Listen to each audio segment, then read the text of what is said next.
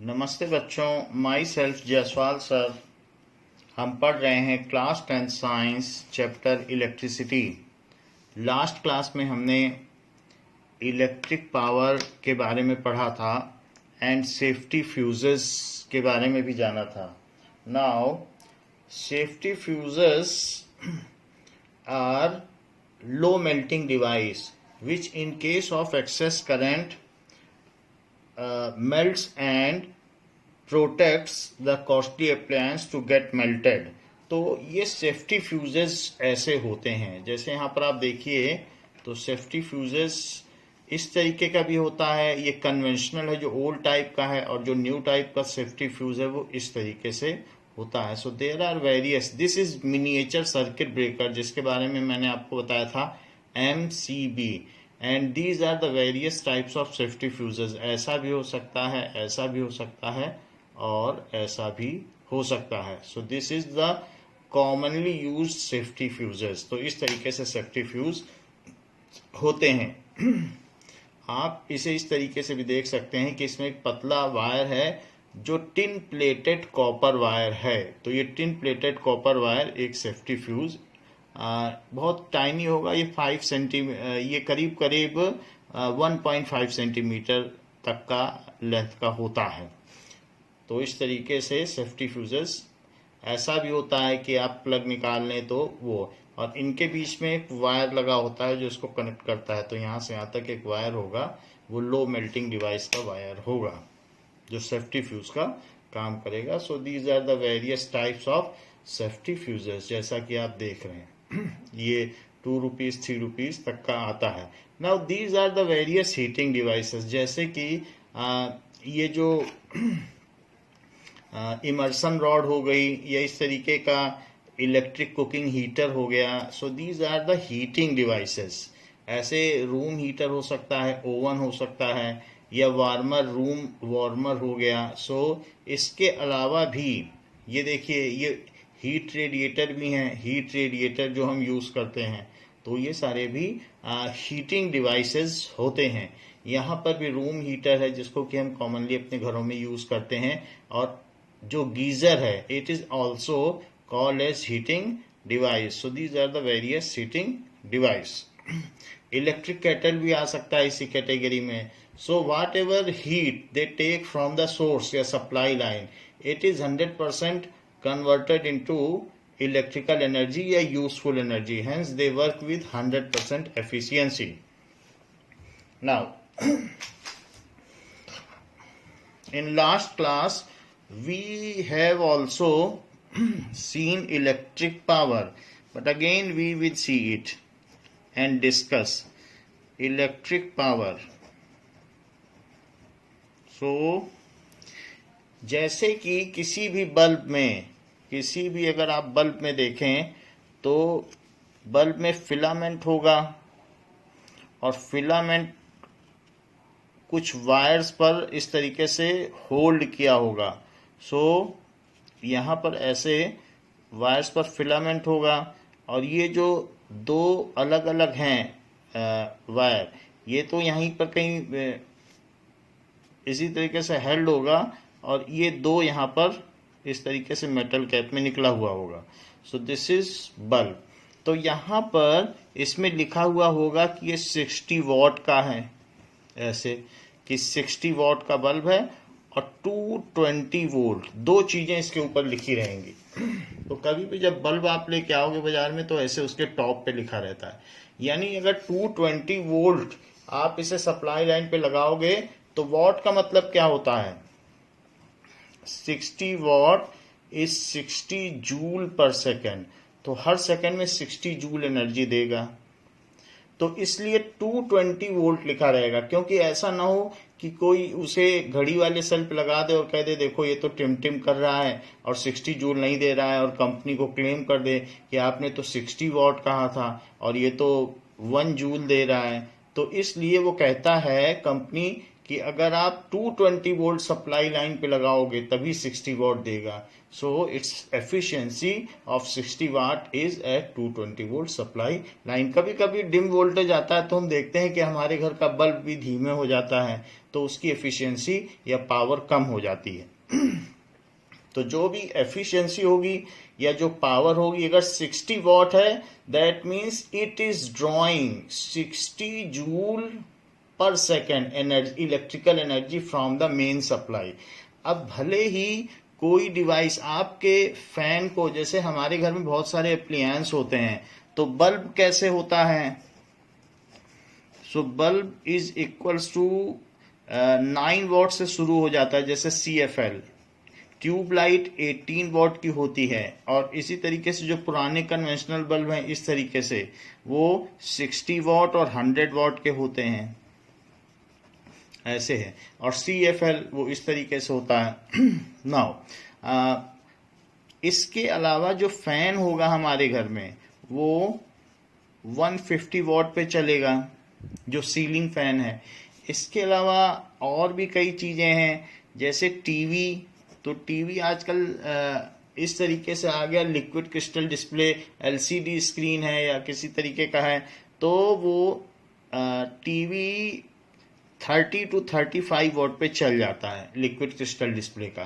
पुराने जो आते थे वो 100 या 150 पे चलते थे। जो रेफ्रिजरेटर है, तो रेफ्रिजरेटर 250 वॉट पे चलेगा। तो इस तरीके से रेफ्रिजरेटर हो गया। जो वाटर कूलर हो गया या डेजर्ट कूलर हो गया, डेजर्ट कूलर, तो वो अगर मोटर और एग्जॉस्ट मिला दिया जाए तो 400 वॉट के करीब एनर्जी लेगा। 300 to 400 वॉट की एनर्जी लेगा। इसके अलावा जो इलेक्ट्रिक आयरन है जिससे कपड़े प्रेस किए जाते हैं, सो वो 1000 वॉट या फिर 1 किलो वॉट एनर्जी लेगा। और अगर AC है 1.5 टन का, सो एयर कंडीशनर, तो इस तरीके से वो 2 किलो वॉट लेगा, यानी 2000 वाट, और इससे ज़्यादा भी ले सकता है। सो 2 किलो वॉट। तो ऐसे अलग अलग चीज़ें हैं हमारे घर में जो एनर्जी लेती हैं। So what ever electrical energy is drawn by any electric appliances पर सेकेंड, क्योंकि इलेक्ट्रिक एनर्जी जूल में होगी तो जूल पर सेकेंड हो जाएगा। वॉट एवर, ये क्लेम नहीं कर सकते आप फैन के केस में कि ये तो हमें 130 जूल के हिसाब से ही हवा फेंक रहा है और 20% तो वेस्ट हो रही है। जितना इलेक्ट्रिकल एनर्जी पावर लाइन से आपने सप्लाई लाइन से ड्रॉ की है उसका पैसा आपको चुकाना पड़ेगा। फिर भले ही आपके फैन ने 20% हीट डिसिपेट की हो, उससे इलेक्ट्रिसिटी बोर्ड का कोई लेना देना नहीं है। जितना आपने सप्लाई ली है, आपके घर में जो इलेक्ट्रिक मीटर लगा हुआ है उसमें उतनी रीडिंग आ जाएगी। तो इसलिए कंपनी लिख के देती है, ये जो लिख के देती है इसका मतलब है कि इतनी इलेक्ट्रिक एनर्जी पर सेकेंड वो ड्रॉ करेगा, इतना जूल पर सेकेंड, क्योंकि वॉट का मतलब होता है जूल पर second. What ever electric energy is drawn by any electric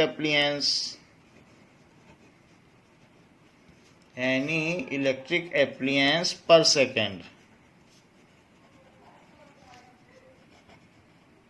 second, जितनी भी ड्रॉ करेगा, is called its electric power।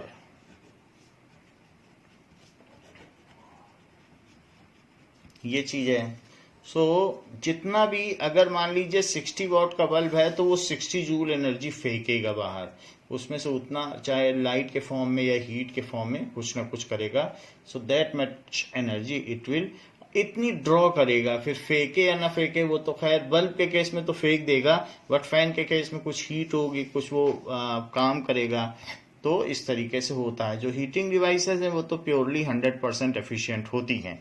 So it is called its electric power.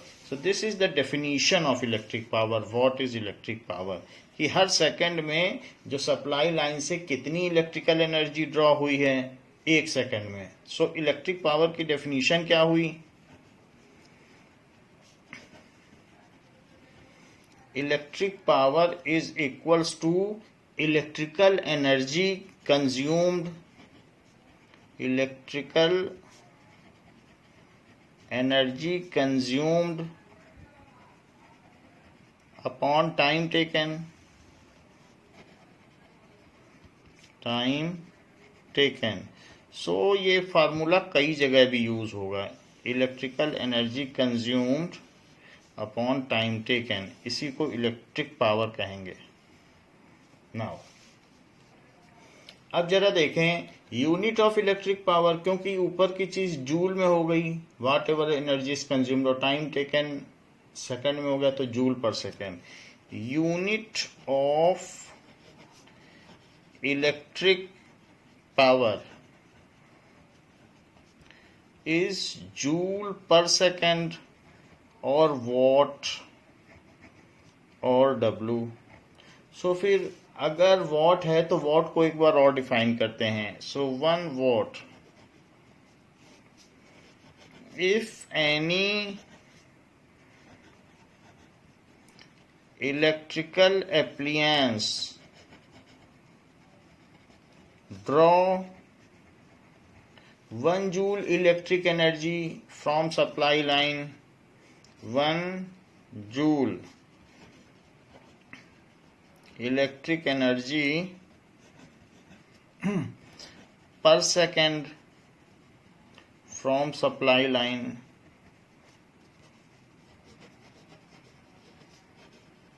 then its electric power is 1 watt. So electric power, इसकी electric power फिर क्या हो जाएगी? 1 what हो जाएगी.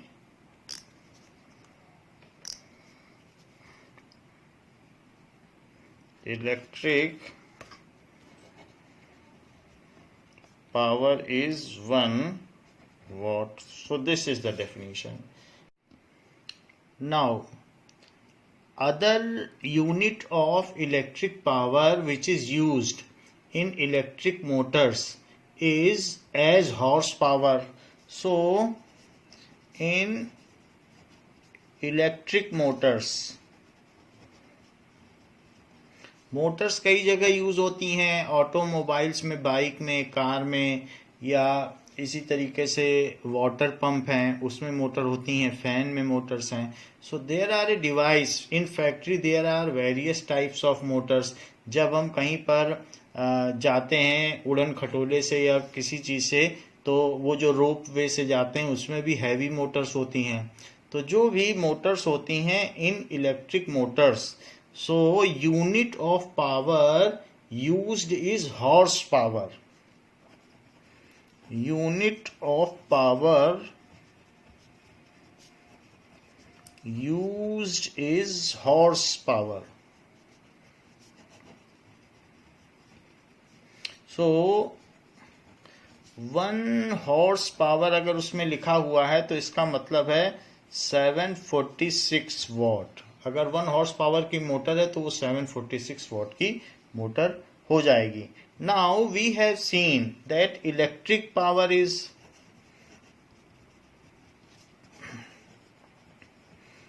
Equals to electric energy consumed upon time taken.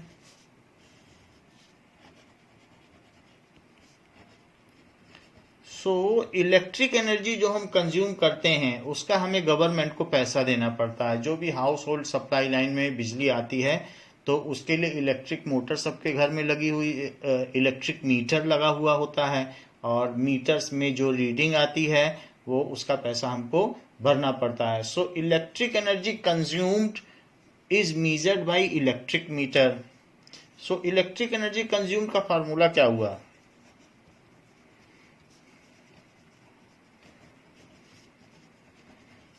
consumed is equals to electric power into time taken. So electric power तो what हो गई और टाइम टेकन सेकंड हो गया। तो अगर देखा जाए तो इसकी यूनिट वॉट सेकंड भी हुई। So unit of electric energy consumed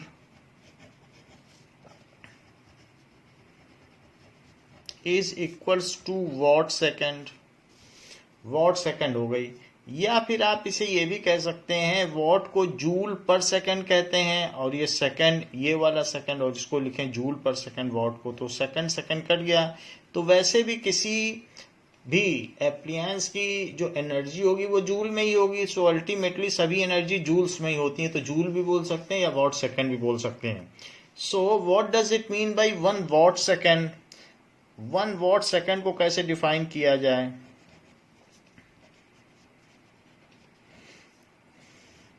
So if any appliance of electric power 1 watt, 1 watt तो एक बहुत छोटा सा बल्ब होगा, LED bulb. if any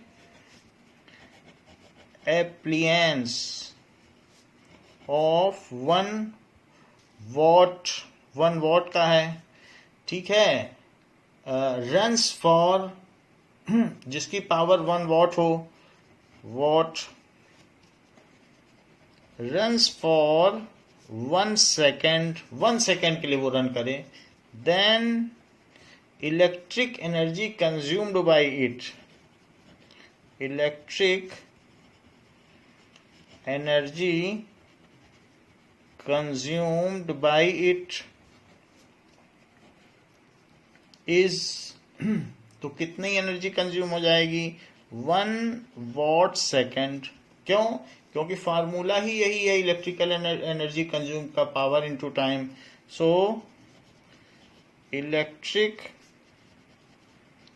energy consumed, consumed नहीं भी लिख सकते हैं, is equals to power into time. तो पावर हो गया 1 वॉट और टाइम हो गया 1 सेकेंड। तो इस तरीके से 1 वॉट की चीज 1 सेकेंड तक चली, तो 1 वॉट सेकेंड इतनी इलेक्ट्रिक एनर्जी कंज्यूम्ड हो गई। 1 वॉट सेकेंड हमने देखा था वॉट सेकेंड जूल होता है, तो 1 watt second is equals to 1 joule भी हो सकता है, क्योंकि वॉट को जूल पर सेकेंड कहते हैं, सेकेंड सेकेंड कट जाएगा। 1 जूल आखिर कितनी एनर्जी होती है, जरा ये भी देखें। मान लीजिए आप 100 ग्राम के एप्पल को, 100 ग्राम के एप्पल को ऐसे उठा लीजिए 1 मीटर, तो आपको कितना काम करना पड़ेगा? आप इसमें ऊपर फोर्स लगाओगे, वो फोर्स इसके वेट के इक्वल लगाओगे ना, तो नीचे इस पे mg लग रहा है। अच्छा mg कितना है बताइए, कितने ग्राम का है? ये 100 ग्राम का है। 100 ग्राम का मतलब 0.1 kg। क्यों? क्योंकि 1000 से डिवाइड करो, kg में बदलो। So it is equals to 0.1, तो मास हो गया, और g की वैल्यू 10 ले लो। तो वास्तव में 1 न्यूटन इस पे डाउनवर्ड वेट लग रहा है। वेट कितना लग रहा है बताइए? स्मॉल w को वेट कहते हैं। सो वेट 1 न्यूटन लग रहा है। तो बताओ वर्क डन क्या होता है? So work done is equals to force into displacement. तो आपने 1 न्यूटन का वेट लग रहा है, तो 1 न्यूटन ऊपर फोर्स लगाया होगा, जिससे कि उस वेट को, उस फोर्स को या वेट को काउंटर वेट कर सको, तो या काउंटर फीट कर सको। तो आपने जो फोर्स लगाया और जितना डिस्प्लेस किया, तो दैट इज डिस्प्लेसमेंट, उसे s लिख लें। तो 1 न्यूटन का फोर्स लगाया और डिस्प्लेसमेंट 1 मीटर किया, 1 मीटर ऊपर उठा लिया। So it is 1 newton metre या फिर 1 जूल। तो एक सेब को 1 मीटर उठाने के लिए, 100 ग्राम के सेब को 1 मीटर उठाने के लिए जितना आप वर्क डन करते हैं वो 1 जूल है। तो 1 जूल तो बहुत थोड़ी सी एनर्जी है। गवर्नमेंट इसके लिए क्या पैसा लेगी? तो उसने एक बड़ी यूनिट रखी है जिसके लिए वो पैसा ले। नाउ उसने रखी है कि 1 किलोवाट आवर का अप्लायंस, जैसे इलेक्ट्रिक आयरन, अगर 1 घंटे तक चलाया जाए तो उसको वो कहती है कि 1 किलोवाट आवर। उसने वॉट सेकंड में न रख करके किलोवाट आवर में रखी है, जिससे कि ठीक ठाक पैसा ले सके। इतना करने के लिए कोई थोड़ा बहुत अगर बिजली इस्तेमाल करेगा तो उसको कितना पैसा गवर्नमेंट लेगी। सो इसलिए commercial unit of electrical energy consumed is kilowatt hour. Commercial, what second ना होकर, वैसे तो वॉट सेकंड है इलेक्ट्रिकल एनर्जी कंज्यूम, क्योंकि P इंटू टी तो पावर इंटू टाइम तो what second.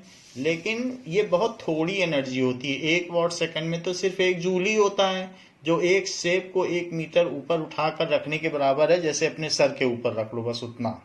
So commercial unit of electrical energy consumed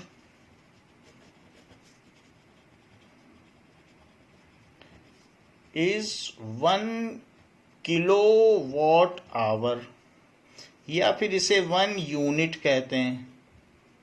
ये kilowatt hour, 1 ना लिखें, उसकी यूनिट है किलोवाट आवर, तो किलोवाट आवर उसकी यूनिट है। अब हम उसे डिफाइन करें, what is kilowatt hour. So what is 1 kilowatt hour? So 1 kilowatt hour कितना हुआ?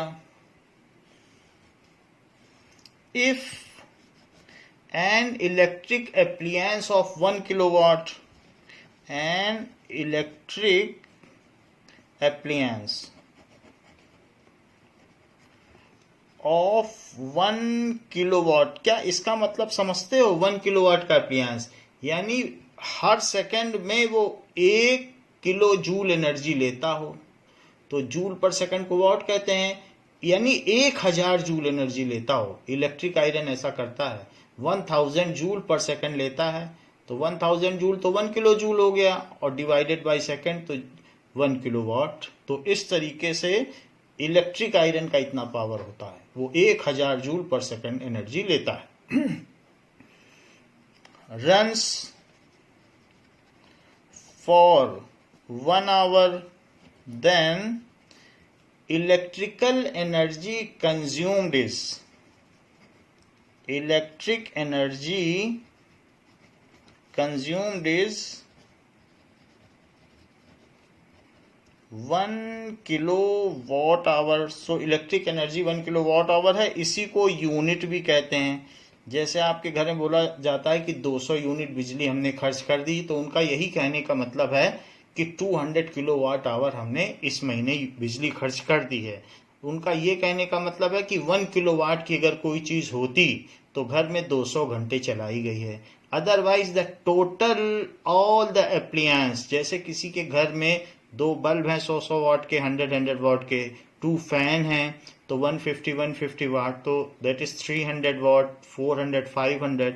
एक रेफ्रिजरेटर है तो दैट इज 500, तो 650 हो गया। सब कुछ मिला जुला के हमारे घर में जो रनिंग एप्लियंस हैं तो 1 किलोवाट के आसपास चलते हैं। तो अब वो कितनी देर चल रहे हैं, 7 आवर्स 8 आवर्स, कितनी देर हम रन कर रहे हैं, उसके हिसाब से हम ये देखते हैं कंजम्पशन क्या है। जरूरी नहीं है कि आयरन ही रन करे, सबकी टोटल वॉटेज निकाल लो जो आपके घर में है और देखो कितने आवर रन कर रहा है, उससे मल्टीप्लाई करो और पता कर लो कि कितनी यूनिट बिजली आपके घर में खर्च होती है। सो ये पता किया जा सकता है। सो 1 किलोवाट की चीज अगर 1 घंटे चलती है तो जो इलेक्ट्रिकल एनर्जी कंज्यूम होती है वो 1 किलोवाट आवर है। तो एनर्जी फिर भी है तो इसे जूल में बदला जा सकता है, क्योंकि कोई भी एनर्जी जूल में बदली जा सकती है। So convert 1 kilowatt hour into joule.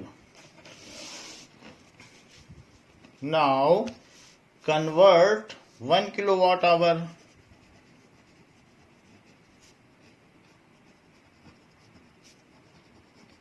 Into joule. So उसको जूल में कन्वर्ट करना है। नाउ देखिए 1 kilowatt hour, 1 kilowatt hour is 1 kilowatt into 1 hour. तो 1 kilowatt into 1 hour is 1 kilowatt hour. 1 kilowatt is 1000 watt into 1 hour is 3600 second. क्यों? क्योंकि 1 our में 60 minute और हर मिनट में 60 सेकेंड्स, तो 60 इंटू 60 हो गया। वॉट को क्या कहेंगे? जूल पर सेकेंड, और ये 3600 सेकेंड, तो सेकेंड से सेकेंड कैंसिल हो गया, और ये 3 पॉइंट्स। वैसे तो 36 के आगे कितने जीरो लगाए जाएं, ये देखो पहले।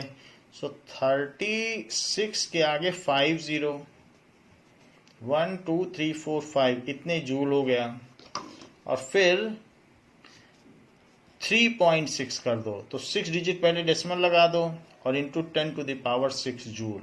सो 1 किलो वॉट आवर, इतने जूल एनर्जी खर्च करोगे 1 मिलियन यानी 3.6 मिलियन जूल एनर्जी, तब आपको 1 किलो वॉट आवर बोला जाएगा, या इसे 1 यूनिट भी बोला जाएगा, जिसमें अपोस्ट्रोफी लगेंगे। तो 1 यूनिट का मतलब है कि आपने तब 1 यूनिट बिजली खर्च कर दी, और उसका आपको राजस्थान में 7 रुपये 25 पैसे देना पड़ेगा। 1 यूनिट बिजली खर्च करेंगे। हम एवरेज एक महीने में 300 यूनिट बिजली खर्च कर देते हैं, तो उसका जो भी है वो मल्टीप्लाई होके आ जाएगा। So this is ultimately it is in joule only, but commercial unit, अगर कोई आपसे पूछे commercial unit of electricity consumed, that is equals to 1 kilowatt hour. Now we will see example 12.12. 12.12 says an electric bulb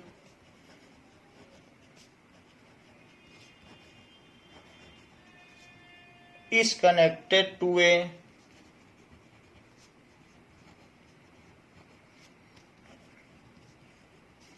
220 volt generator. कभी कभी हम generator भी लगाएंगे तो वो भी यही वोल्टेज सप्लाई करेगा, रेटर। द करंट इज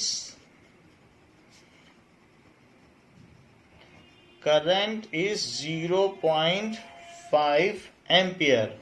जो जितने ज्यादा वोल्टेज का होगा वो उतनी ज्यादा करंट ड्रॉ करेगा, पावर जितनी करंट ड्रॉ करेगा उसी के हिसाब से वो एनर्जी कंज्यूम करेगा। तो इस तरीके से बल्ब है तो बहुत थोड़ा सा करंट ड्रॉ कर रहा है। Now what is power of bulb?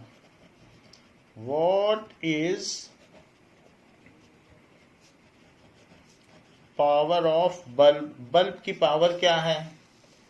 तो हम जानते हैं कि power is equals to VI, जहां पर V की वैल्यू 220 वोल्ट है, I is equals to 0.5 ampere है, और P के बारे में पूछा गया है। So it is 220 volt into 0.5 ampere. Now 220 volt सीधा भी चाहो तो सीधा भी लिख सकते हो, इनका मल्टीप्लाई करके 110 वॉट, वरना यूनिट की भी अकाउंटिंग करना चाहो तो मैं बता देता हूं। वोल्ट क्या होता है? जूल पर कूलम। लिखना चाहो तो लिखो, नहीं तो मल्टीप्लाई करके वॉट लिख दो। और दूसरा 0.5 कूलम पर सेकेंड। एम्पियर क्या होता है? Coulomb per second. तो कूलम कूलम कट गया, मल्टीप्लाई करो तो 110.0 जूल पर second. So it is 110 watt. So power of bulb is 110 watt. Power of bulb is 110 watt. Now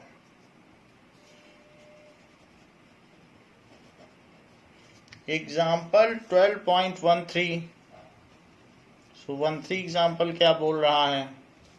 It says an electric refrigerator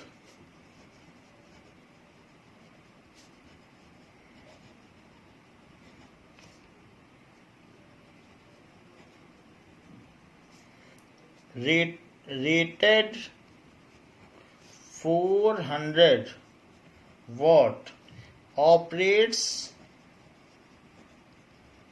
8 hours per day, 8 hours per day ऐसे operate कर रहा है। What is the cost of energy?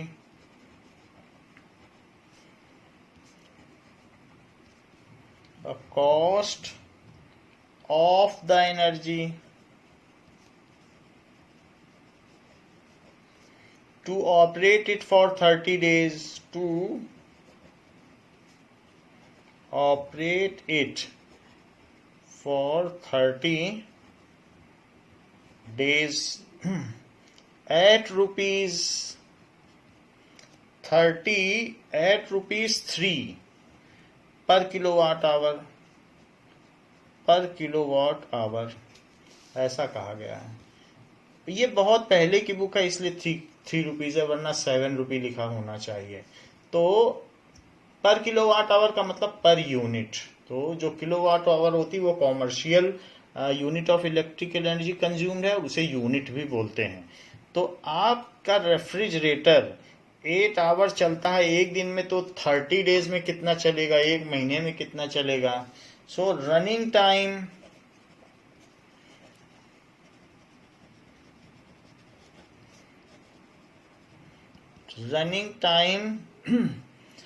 Per month, पूरे month में कितना चलेगा, is equals to एक दिन में 8 आवर्स, तो 30 डेज में वो कितना चलेगा, 240 hours. Power of refrigerator, power of appliances, तो इट इज 400 वाट। 400 वाट का मतलब क्या हुआ, देखो लिखा है 400 वाट। 400 वाट, तो वाट है तो हम इसे किलोवाट में कैसे बदलें? ऊपर 1 किलोवाट लिख लीजिए, नीचे 1000 वाट, दोनों चीजें एक ही होती हैं।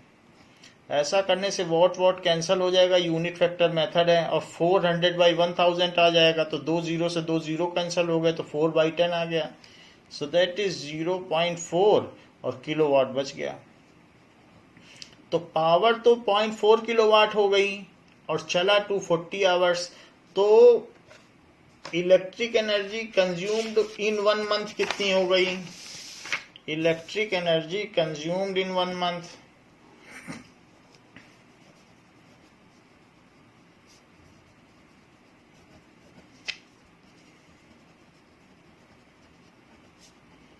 इन 1 मंथ, तो हमको मालूम है it is power into time. क्योंकि पावर क्या होती है?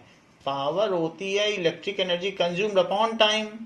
तो इलेक्ट्रिकल एनर्जी कंज्यूम्ड क्या हुई? Power into time. क्योंकि इलेक्ट्रिकल एनर्जी कंज्यूम हो, चाहे वर्क डन हो, चाहे हीट डेसिपेटेड हो, सब एक ही चीज है। तो कुछ भी इधर लिख सकते हो, क्योंकि सब जूल ही है। इलेक्ट्रिकल एनर्जी कंज्यूम बोलो तो हीटिंग डिवाइस है तो वो हीट दे देगी। वर्क डन भी बोल सकते हो, कुछ भी बोल सकते हो। सो पावर कितनी है? 0.4 किलोवाट, और कितनी देर चला? 240 आवर। सो इसको 4 से मल्टीप्लाई करिए, तो 4 4 जा 16, 4 2 जा 8, तो 960 आ गया। और डेसिमल भी लगा है तो डेसिमल लगा के 0 लिखो, किलो वॉट आवर। तो 96 यूनिट हो गया, 96 यूनिट भी लिख सकते हो, हमने लिख दिया है आपकी जानकारी के लिए, वरना वो तो किलोवाट आवर का ही रेट बता रहा है बुक में कि किलोवाट आवर। आपके लिए हमने यूनिट भी लिख दिया है कि पता होना चाहिए कि इसी को यूनिट भी बोलते हैं। सो टोटल कॉस्ट कितना हो जाएगा? Cost of running, so cost of running is equals to कि एनर्जी कितनी कंज्यूम्ड हुई है, एनर्जी कंज्यूम्ड इनटू रेट। तो एनर्जी तो कंज्यूम्ड हुई है 96 किलो वॉट आवर, और रेट है ₹3 पर किलो वॉट आवर। तो रेट कितना है? ₹3 पर किलो वाट आवर, और एनर्जी 96 है। देख लो दिया हुआ है ₹3 पर किलो वाट आवर।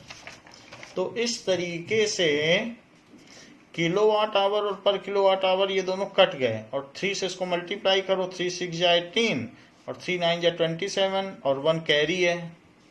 तो इट इज रुपीज 288। तो कितना आ गया? Rupees 288। So cost of running of refrigerator an electric refrigerator is rupees 288। Cost of running the refrigerator is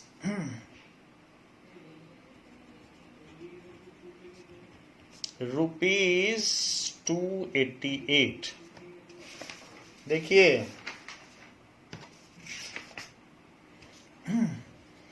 in text question दिए गए हैं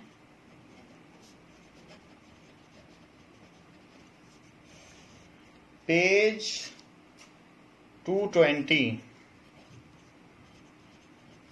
फर्स्ट क्वेश्चन क्या है? फर्स्ट क्वेश्चन कहता है what determines the power eight which energy is delivered by A current. What determines the rate at which energy is delivered by current।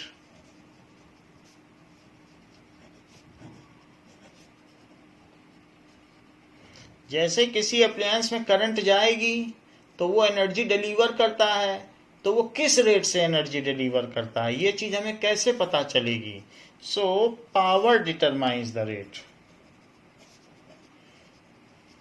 Power is the rate of energy delivered. Power is the rate of energy consumed.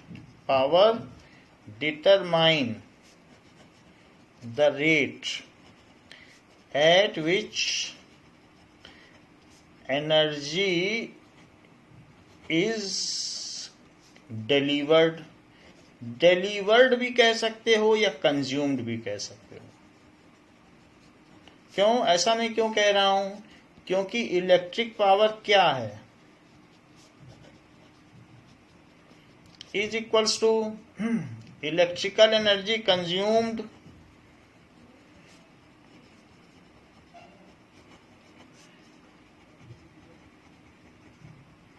Upon time taken. तो हो गया ना rate, time taken तो पर second में आ जाएगा, तो rate हो गया। Rate at which energy is consumed is termed as electric power. Second question में पूछा गया है an electric motor takes 5 ampere from a 220 volt line. An electric motor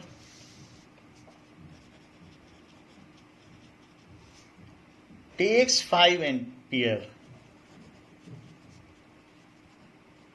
current from a 220 volt line। Determine the power of the motor and the energy consumed in 2 hours।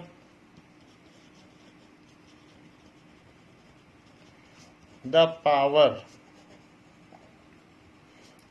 of the motor and energy consumed in 2 our कि 2 our में उसने कितनी energy consume की, ये भी पूछा गया है। 2 चीज पूछी गई हैं। तो देखते हैं। सो 5 एम्पियर करंट है, वोल्टेज है 220 वोल्ट की सप्लाई लाइन और टाइम है 2 आवर। तो सबसे पहले पावर निकालिए। पावर इज VI तो V 220 है, I 5 है, सिंपली 1100 वॉट लिख दीजिए, क्योंकि वॉट में लिख सकते हैं और वॉट को किलो वॉट में बदलना है तो ये 1000 से डिवाइड कर दो तो 1.1 किलो वॉट हो गया, 1.1 किलो वाट। तो ये हो गया पावर कि 1.1 किलो वाट। और एनर्जी कंज्यूम्ड क्या होता है, उसका क्या फार्मूला है, energy consumed is equals to power into time. क्यों, क्योंकि पावर क्या होता है, एनर्जी कंज्यूम्ड अपॉन टाइम। अभी ऊपर पढ़ा कि नहीं, rate of energy consumed is power into time, या power is energy consumed by time, तो एक ही बात है। तो मैं ये लिख रहा हूं एनर्जी कंज्यूम, तो पावर और टाइम को मल्टीप्लाई हो गया। पावर कितनी है 1.1 किलो वॉट, और टाइम कितना है बताइए 2 आवर, तो 2 से मल्टीप्लाई कर दो तो 2.2 किलो वॉट आवर। तो ये आ गई पावर और ये आ गई energy consumed. So power of device is 1.1 kilo watt hour, 1.1 kilo watt. Power of device is 1.1 kilowatt and energy consumed is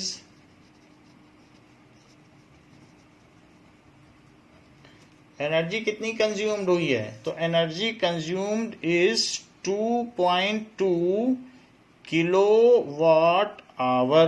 तो एनर्जी कंज्यूम्ड को ये लिख दीजिए 2.2 किलोवाट आवर, और पावर ये हो गई। तो इस तरीके से ये क्वेश्चन हो गया। अब देखें,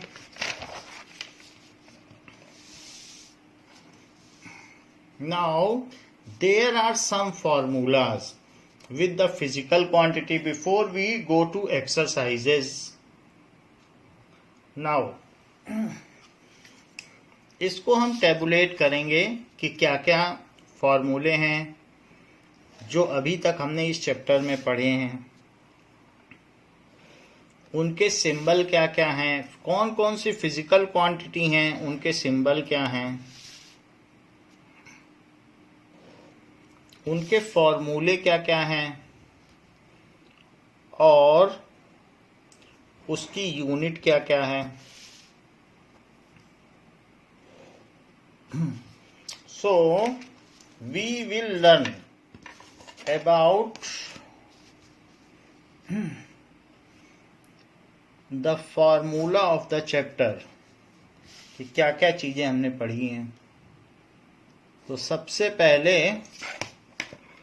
लिखते हैं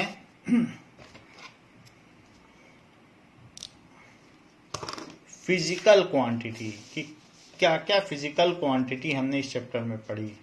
तो फिजिकल क्वांटिटी हम कौन कौन सी पढ़ी है, फिजिकल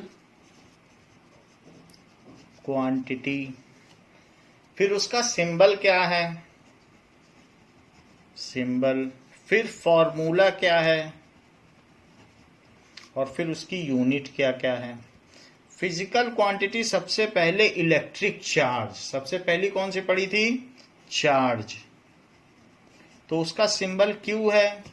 तो क्यू के क्या फार्मूले हैं, Q is equals to N E, that is the quantization of charge का फार्मूला। अच्छा, इसके अलावा हम जानते हैं कि V is equals to W by Q, एक ये भी तो फार्मूला हम जानते हैं कि V is equals to W by Q. तो इससे फार्मूला बनाओ तो Q क्या हो गया, W by V, V is equal to W by Q. तो Q क्या हो गया जरा देखो, तो Q is equals to W by V। अच्छा, क्या एक बात आपको मालूम है कि I is equals to Q by T होता है, तो फिर इससे Q क्या हो जाएगा, आई टी। तो Q is equals to I T. तो थर्ड फार्मूला हो गया Q is equals to I T. इसकी यूनिट्स क्या हैं, देखिए सबसे पहले यूनिट्स तो इसकी जो एसआई यूनिट है वो कूलम्ब है, जिसमें C स्मॉलर है और उसे C से डिनोट करते हैं। दूसरा यहां से देखिए W है जूल, जूल पर वोल्ट, तो जूल पर वोल्ट। यहां से देखो I है एम्पियर और T है सेकेंड, तो एम्पियर सेकेंड। तो ये हमारी हो गई चार्ज के 3 फॉर्मूले, और चार्ज की जो भी यूनिट्स हो सकती हैं वो सारी यूनिट्स हैं। अब जरा देखिए करंट के बारे में। तो इलेक्ट्रिक करंट की कौन कौन सी यूनिट हो सकती हैं? इलेक्ट्रिक करंट, इलेक्ट्रिक करंट का क्या सिंबल है? I। तो I इज इक्वल टू क्या हो सकता है? Q by T. अच्छा, क्या आपको पता है कि V is equal to I R होता है? तो इससे भी आप I निकाल सकते हो, V by R, ohm's law से। So I is equal to V by R. और क्या आपको पता है कि P is equal to I V? तो I क्या हो गया? P by V. So I is equals to P by V। तो ये सारे चीजें हो गई। हाँ, इसमें जो आपकी SI यूनिट थी वो कूलम्ब थी स्टैंडर्ड, और यहाँ पर जो SI यूनिट है वो एम्पियर है, स्मॉल में लिखा जाएगा और ये लेटर कैपिटल में। तो ये इसकी SI यूनिट हो गई। यहाँ से देखो कूलम्ब पर सेकेंड, कूलम्ब पर सेकेंड। यहाँ से देखिए वोल्ट पर ओम, वोल्ट पर ओम। यहाँ से देखिए वॉट पर वोल्ट, वॉट पर वोल्ट। फिर भी इसकी जो मेन यूनिट है वो एम्पियर हो गई। ये तो बात हो गई इलेक्ट्रिक करंट की। नाउ पोटेंशियल डिफरेंस या इलेक्ट्रिक पोटेंशियल, उसके बारे में देखें कि उसका क्या क्या फार्मूला है और उसकी क्या क्या यूनिट्स हैं। So electric potential,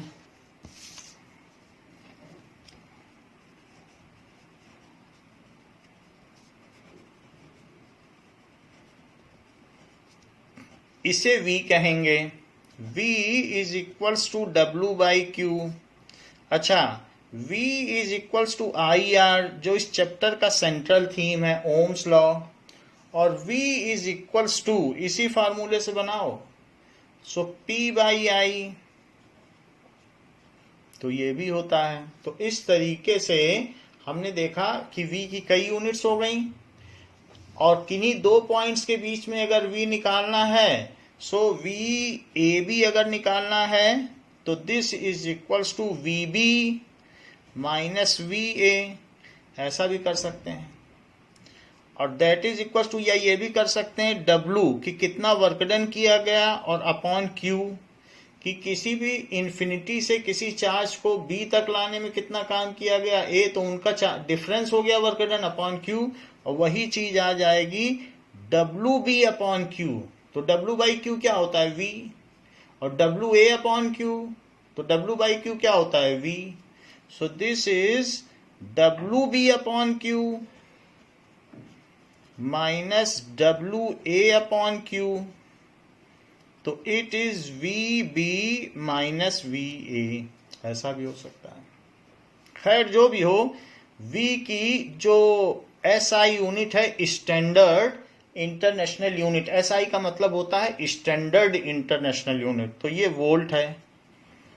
V small से रहेगा और V इसका सिंबल रहेगा, तो ये वोल्ट हो गई।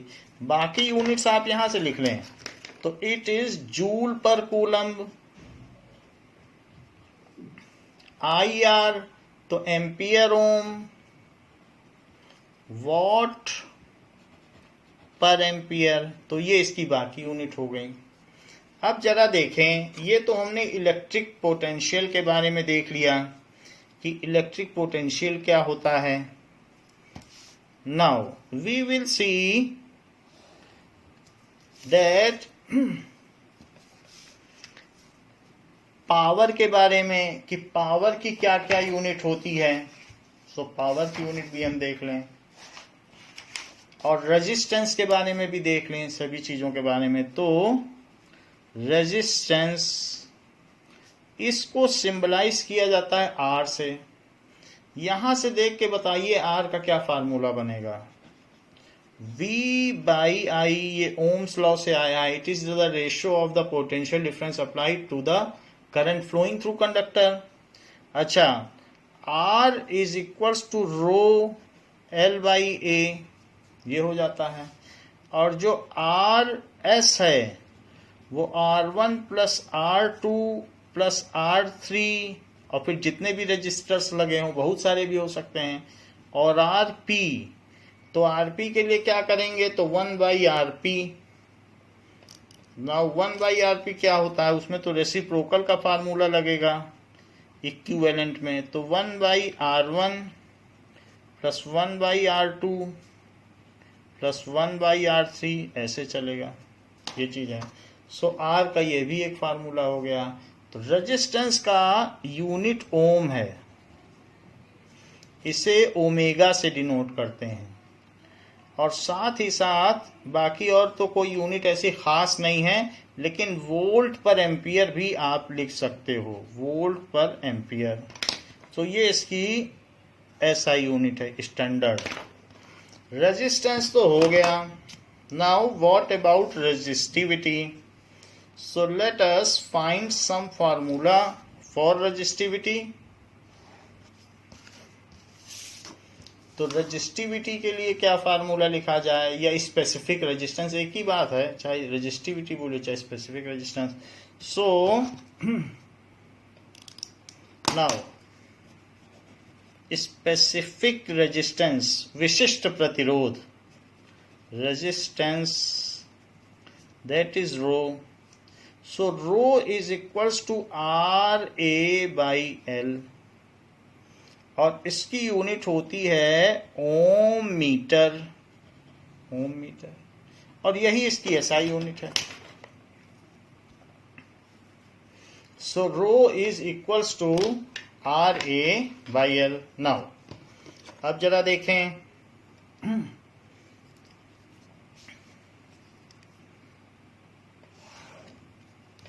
इसके बाद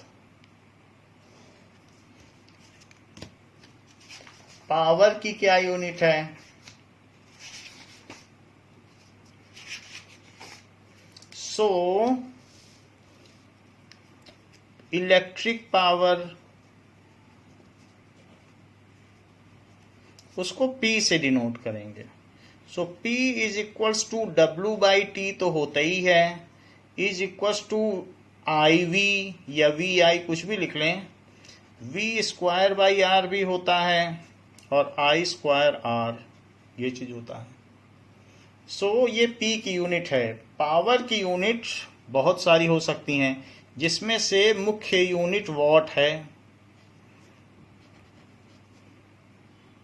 बाकी तो कुछ नहीं है। वोल्ट एम्पियर भी कह सकते हो, volt ampere. So basic units जो ऐसा यूनिट है वो वॉट है, वोल्ट एम्पियर यहां से आई है, volt ampere.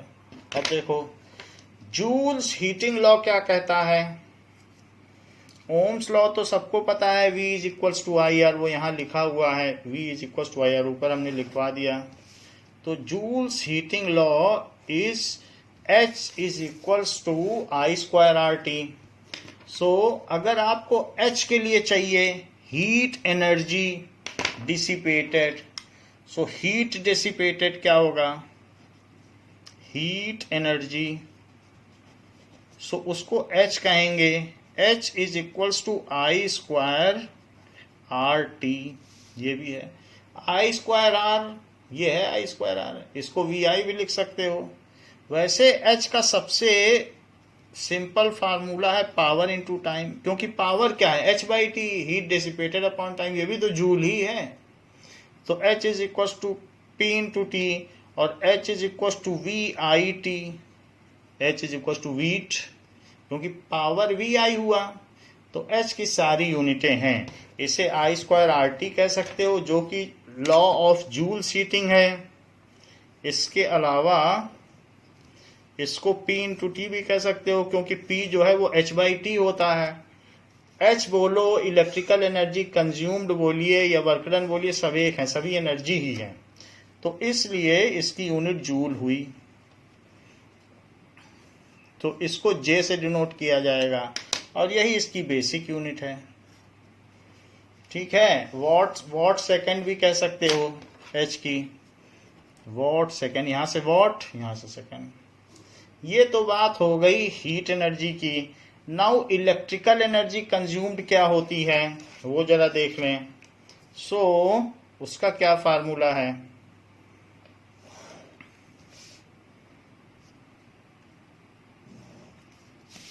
So electrical energy consumed,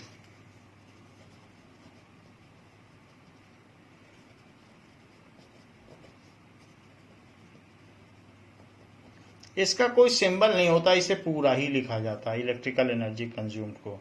तो electrical energy consumed it is equals to power into time, यही चीज होती है। जो ये है हीट है वही इलेक्ट्रिकल एनर्जी, सब एक ही चीज है, पावर इनटू, फिर पावर को आप जो चाहो लिख दो, VIT भी लिख सकते हो। तो इलेक्ट्रिकल एनर्जी कंज्यूम्ड क्या चीज होती है, हमने आपको बताया जूल भी हो सकती है, या जूल तो यही है, इसके अलावा जूल के अलावा क्या हो सकती है बताइए? वॉट सेकंड भी बताई थी आपको, और क्या बताई है?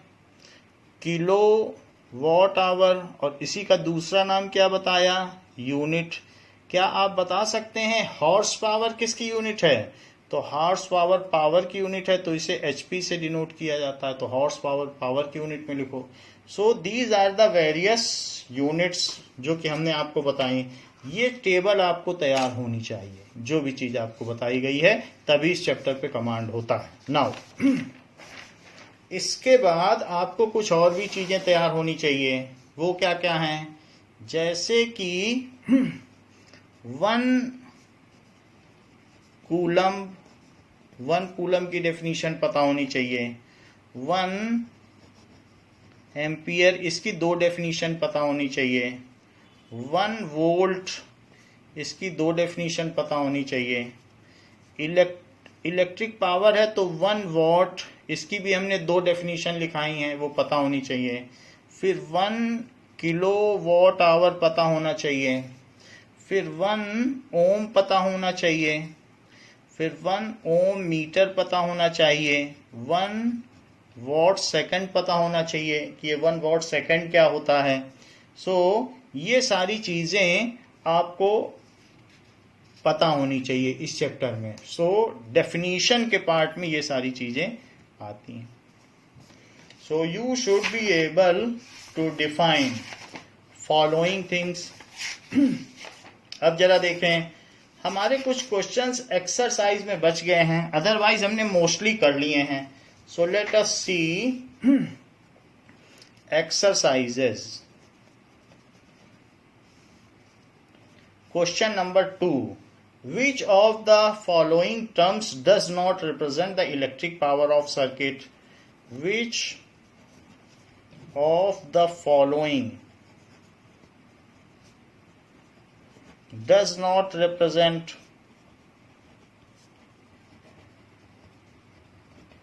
electric power of circuit?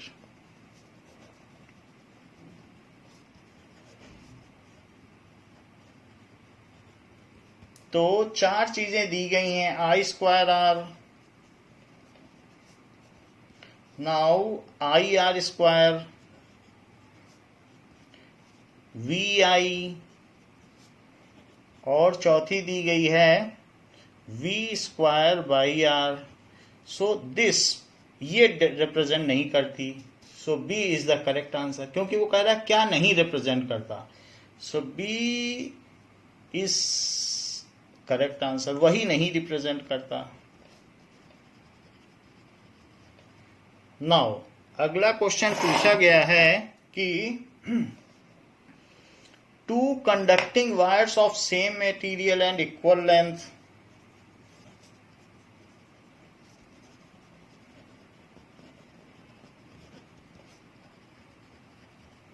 of same material and equal length सब चीजें सेम है, and equal diameters, and equal diameters are first connected in series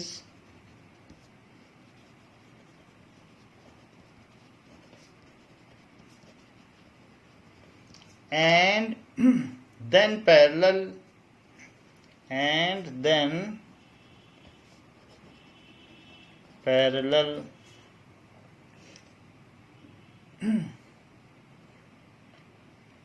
in a circuit across the same potential difference. In a circuit across same potential difference,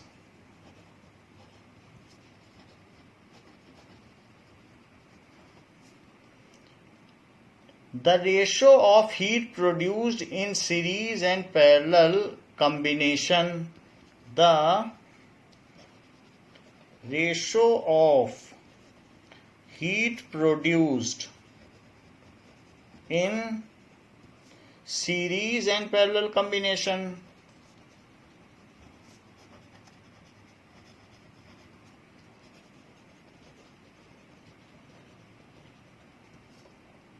would be, तो क्या क्या इनका combination होगा, ये चीज पूछी गई है. What would be the ratio of series and parallel combination? So there are 4 answers. It would be 1:2, 1:2. Next is 2:1. Next is 1:4, and next is 4:1. सो ये क्वेश्चन 4th क्वेश्चन है, इसको 4th डालिए. 3rd छूट गया है, इसके बाद 3rd करेंगे. अभी आप इसे 4th डाल रहे हैं. This is 4th question. तो हमें दोनों केसेस में हीट प्रोड्यूस पता करनी है. 2 कंडक्टिंग वायर्स हैं और सब कुछ सेम है. एक बार सीरीज में कनेक्ट किए गए, तो सीरीज में कनेक्ट किए गए तो इन सीरीज उनका इक्विवेलेंट रेजिस्टेंस क्या होगा in series. So Rs will be R plus R, that is 2R. In parallel क्या होगा, तो 1 by Rp is equals to 1 by R और प्लस 1 by R, क्योंकि वो दोनों पैरेलल में भी कनेक्ट किए गए हैं. तो 1 plus 1 that is 2 by R. So 1 by Rp is equals to 2 by R, inverting both side. तो Rp is R by 2. अब हमें दोनों के रेजिस्टेंस पता चल गए हैं और हीट के बारे में पता करना है. तो हीट क्या होती है in series and parallel. So heat in series upon heat in parallel is equals to H is equals to PT. लेकिन PT क्या होता है, I² RT, या और क्या होता है, P होता है V² by R. तो मैं V² by R लिख देता हूं और इंटू T. यही तो P होता है, P इंटू TH है. हाँ, लेकिन S है तो S लिखो, और नीचे भी V² by RP into T. सब कुछ सेम है, सिर्फ पैरेलल में पैरेलल रेजिस्टेंस रख दो. पोटेंशियल डिफरेंस भी सेम है, इसको कट कर दो और T से T कट कर दो. सेम टाइम के लिए रन कर रहे हैं. तो इससे क्या पता चला, HS by HP is equals to 1 by RS, और डिवाइडेड ऊपर 1 by RS है और डिवाइडेड बाई 1 by RP. तो 1 by RS into RP by 1. तो क्या हो जाएगा, RS कितना था 2R, और RP बताओ कितना है R by 2. तो R by 2 करना है. सो R by 2 लिखोगे तो नीचे ही 2 चला आएगा, क्योंकि RP को अगर R by 2 लिखोगे तो by 2 तो नीचे आ जाएगा ना. ये R कट गया, तो आंसर कितना आ गया 1/4. तो अगर 1/4 है तो कौन सा इसमें चॉइस करेक्ट हुआ, सो सी इज करेक्ट, 1/4 करेक्ट हो गया। तो सीरीज में जितनी हीट डेवलप होगी पैरेलल में उससे 4 गुनी ज्यादा। इसीलिए तो हम अपने घर में पैरेलल कनेक्शन लगाते हैं, क्योंकि हर चीज अपनी फुल एफिशिएंसी से काम करती है। तो हीट भी होगी तो हीट डेवलप होगी, इसमें टिम टिम टिम टिम झालर की तरह जलेगा, जैसे डेकोरेटिव लाइट्स होती हैं, फेयरी लाइट्स, तो वैसे जलेगा। तो हमने देख लिया, बिल्कुल सिंपल सा फार्मूला लगाया, H is equal to P T, और P को V²/R लिख दिया। अब V और T और ये सब कॉमन थे, ऐसा कर दिया, तो ऐसे काम चल गया। ठीक है, इस तरीके से आप कर सकते हैं। अच्छा, हमने I वाला फार्मूला क्यों नहीं लगाया? क्योंकि करंट सब में फिर अलग अलग हो सकती है, तो करंट की बात इसलिए नहीं की, हमने V लगाया। I²RT ना लगाइएगा, क्योंकि करंट अलग अलग में सीरीज में कम जाती है, पैरेलल में ज्यादा जाती है, इसलिए I का मत लगाइएगा। नाउ ये तो हमने 4th क्वेश्चन कर लिया, लेकिन हमारा 3rd क्वेश्चन गलती से रह गया था। सो let us do 3rd question. 3rd question क्या है? 3rd क्वेश्चन कहता है कि an electric bulb is rated 220 volt, N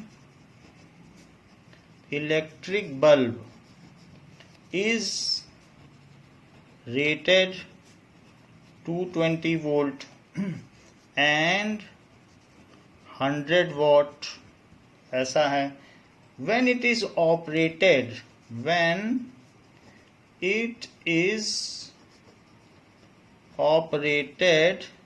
at on 110 volt, the power consumed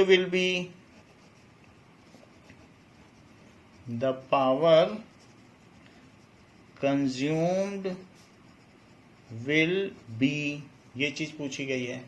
और चीजें क्या क्या दी गई हैं? 100 वॉट, 75 वॉट, 50 वॉट, और डी दिया है 25 वॉट। कह रहा है कि अगर आधा वोल्टेज कर दो तो क्या पावर भी हाफ हो जाएगी? पावर उसकी कितनी थी? 100 वाट, तो क्या वो भी 50 वाट हो जाएगी? ऐसा पूछ रहा है। तो लेट अस चेक। तो आंसर देखिए, P क्या होता है? क्या P V²/R होता है? हाँ। अच्छा, किसी भी बल्ब का रेजिस्टेंस बदल जाएगा क्या अगर घर में वोल्टेज डाउन हो जाता है? तो नहीं बदलेगा, क्योंकि R तो किस चीज पे डिपेंड करता है? रो, L और A पर। ना लेंथ बदलेगी, ना उसका एरिया बदलेगा, ना मटेरियल, तो R तो नहीं बदलता। वोल्टेज फ्लक्चुएट करने से कोई, इन सब में से कोई चीज बदलने वाली नहीं है। तो ये इनिशियल पावर है। और फाइनल पावर क्या हो जाएगी भाई? इनिशियल वोल्टेज है, आई लिख दो, और final is equals to VF²/R। तो आपको तो फाइनल पावर चाहिए ना, तो इसलिए PF/PI करो। ठीक है, सो PF/PI is equals to VF²/R upon VI²/R। बस डिवाइड कर दिया है, लेफ्ट को लेफ्ट से, राइट को राइट, इसको ऊपर रखा है दोनों तरफ। तो FF ऊपर रखा है, II नीचे। रेजिस्टेंस तो नहीं बदलेगा ना, अभी बताया आपको, तो R कट कर दो। तो PF/PI is VF upon VI। अच्छा, स्क्वायर मैं बाहर लगा देता हूं, दोनों पे स्क्वायर है ना, तो बाहर लगा दिया। अच्छा, ये मुझे बताइए फाइनल वोल्टेज कितना है? क्या 110 है?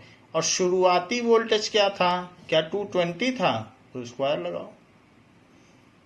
और ये अगर कटेंगे तो ये जस्ट इसका डबल है। तो PF/PI क्या हो गया? इट इज इक्वल्स टू 1/2 का स्क्वायर क्या होता है? 1/4। तो बताइए PF कितना हो गया?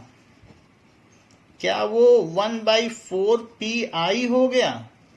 अच्छा, PI तो 100 वाट था, आप देख लीजिए 100 वाट लिखा है। सो PI कितना था? 100 वाट, तो 100 लिखिए। तो इट इज 25 वाट। देखो वोल्टेज हाफ क्या किया, पावर तो 1/4 हो गया, 1/4 हो गया। So if voltage is half then power decreases by 1/4, ऐसा होता है। सो इसलिए डी आंसर इज करेक्ट। तो इसका डी ऑप्शन करेक्ट माना जाएगा। अब जरा देखें,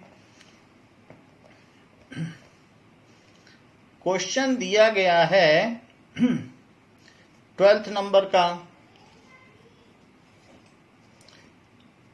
कि several electric bulb designed to be used, several electric bulbs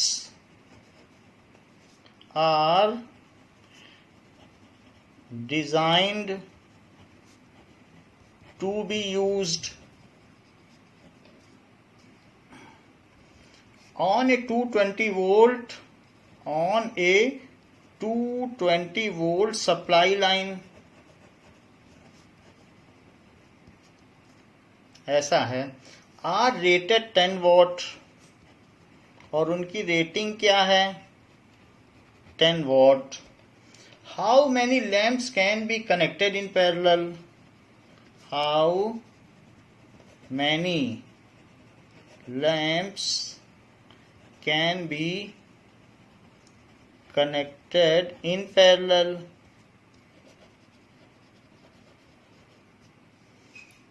with each other, with each other,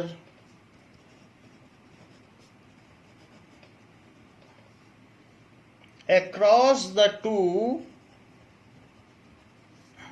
wires of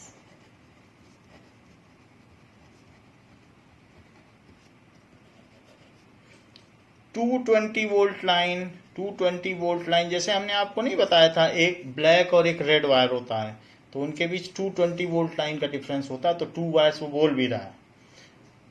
if maximum available, if maximum allowable current, if maximum allowable current is 5 ampere, 5 ampere ज्यादा से ज्यादा current draw की जा सकती है। Safety fuse हमारे यहाँ जो लगा है वो 5 एम्पियर का है। तो वो कह रहा है कि हम कितने ऐसे बल्ब पैरेलल में कनेक्ट कर दें कि इससे ऊपर करंट न जाए और हमारा सेफ्टी फ्यूज मेल्ट ना होने पाए। So let n bulbs can be connected in parallel, in parallel, n such bulbs, such लिख लीजिए, n such bulbs can be connected in parallel। तो अब अगर ऐसे बल्ब्स हैं तो हम n ऐसे बल्ब्स कनेक्ट कर लें पैरेलल में,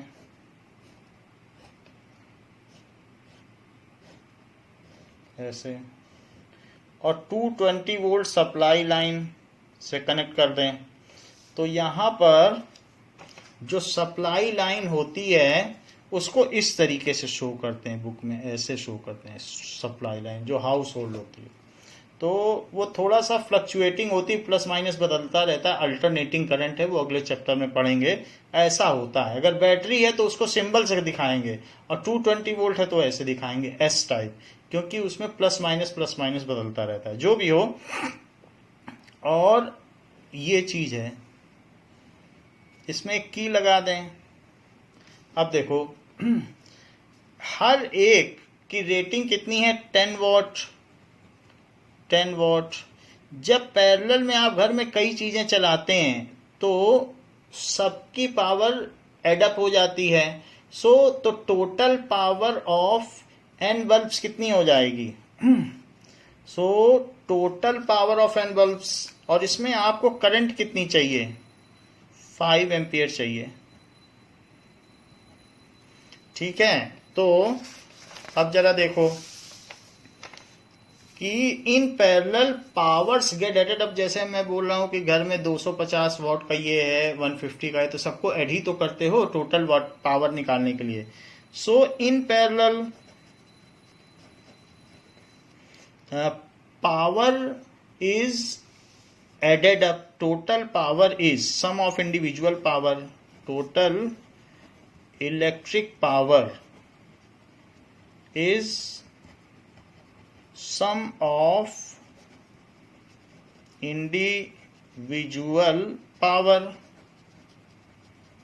तो जो P टोटल होगी वो P प्लस